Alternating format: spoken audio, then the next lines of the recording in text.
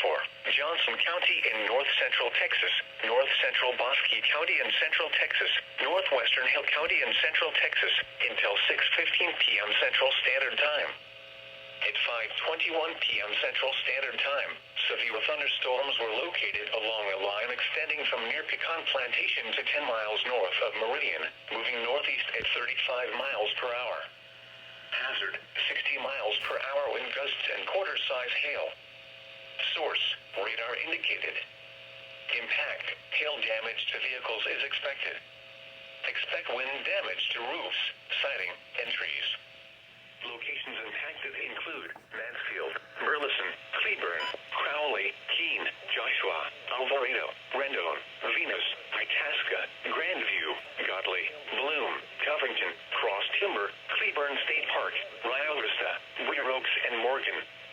This includes Interstate 35W between mile markers 6 and 37. A tornado watch remains in effect until 9 p.m. Central Standard Time for central and north central Texas. For your protection, get inside a sturdy structure and stay away from windows.